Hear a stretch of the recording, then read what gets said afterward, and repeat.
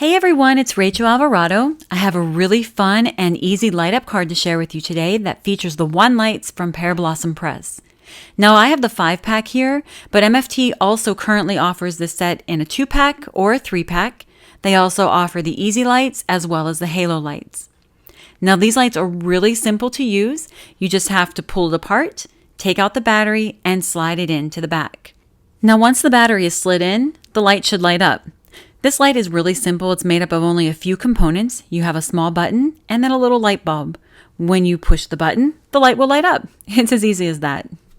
So to start my card, I used the largest of the wonky stitched rectangle stacks dynamics. I absolutely love this die set. The stitching on it is gorgeous and it really adds to your card. Because we're in the middle of the holiday season, I decided to use the Birdie Brown Secret Santa stamp set. I really like this set with Santa peeking around the tree, and I thought it would be perfect for a light up card. So I lined up my stamp in the center of my card base, making sure to leave room for my sentiment. I used my Misty to stamp my image onto my card base. I used Memento Tuxedo Black ink, and then I used the Playful Penguin stamp set to add a star to the top of my tree. Now you can use any stamp set with a star, but I thought that this one fit perfectly and I really liked how it looked.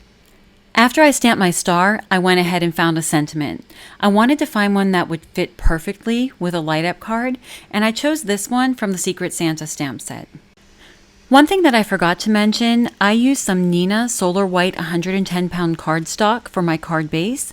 I knew that I would be coloring with Copic markers, and I really like this cardstock because I like to add a lot of color, and I find that it doesn't bleed as easily as some other cardstock.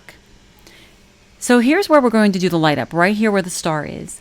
But you want to make sure that that spot is open. You can use a hole punch or you can use an X-Acto knife like I did. You want to make sure that you have a self-healing mat underneath, otherwise you're going to scratch up your furniture. But all I did was lightly press down until I cut out the inside of the star. You want to make sure that you leave your outline because that way the star can still be seen even when the light is not lit. So now it's time to color the card.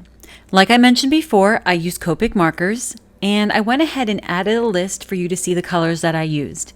You can stop this video if you want, or you can screenshot it. I also added this to the blog post as well. What I'm doing here is adding a little bit of gray around the outside of my image.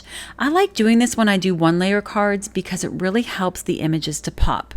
I started with a light gray and then I went around with a darker gray. I did repeat the process twice just to help it blend. And because this star is the area where the light will be, I went ahead and added some yellow around it just to give it a little bit more glow. So now that the coloring is done, it's time to add the light. I went ahead and trimmed a piece of wild cherry cardstock to 4 1/4 inches across by 5 1/2 inches long.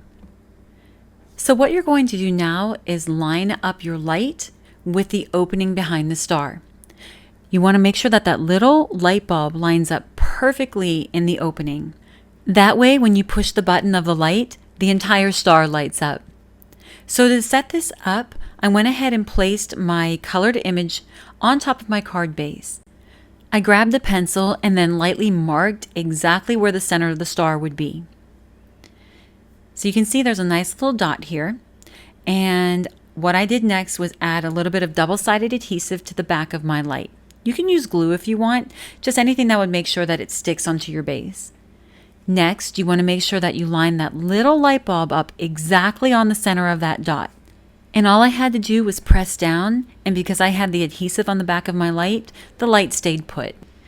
Next, you want to line up exactly where your card recipient will need to press in order to light up the light. To do this, I just placed my colored image on top of my card base and lightly marked with a pencil exactly where that button is.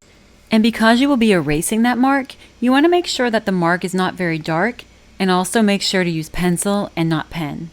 Now MFT offers a really cute interactive label stamp set that's perfect for all of your interactive cards. I used the stamp that said push, I erased that little dot, and then I used my Misty to stamp my sentiment. Because my main sentiment says have a magical Christmas, I wanted to make my card just a little bit more magical. To do this, I used the Birdie Brown Unicorns and Glitter stamp set and I added a few of those sparkles. I sped up my camera here just to quickly show you how I use my Misty to add these. Now you don't have to add these to your card, or if you wanted to, you could even draw them. Now it's time to add the front of your card to your card base. Make sure that you leave the outer border of your card open when adding your foam adhesive. Otherwise, when you place the top of your card onto your base, the foam will show. I used some 3D foam adhesive sheets that I had found on Amazon, and all I did was place them around my card, leaving the section around the light open. If you find that there's not enough room between your light and the top layer of your card, you can always double stack your foam. Here I used a piece of MFT heavy duty vellum and I adhered it right behind the star. This way when you look at your card, you don't actually see the light bulb, but you'll still see the light shining through when you press on it.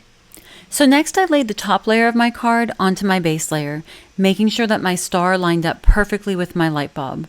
When you push on it, the light shines through the star, just like it would on a real Christmas tree. Finally, I trimmed a piece of smooth white cardstock to 4¼ inches wide by 11 inches long.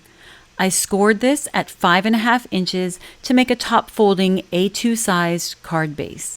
I used my bone folder to get a really nice crease in my card. Once that was done, I added some double-sided adhesive tape, and then I placed the top layer of my card with the light onto my base layer to finish.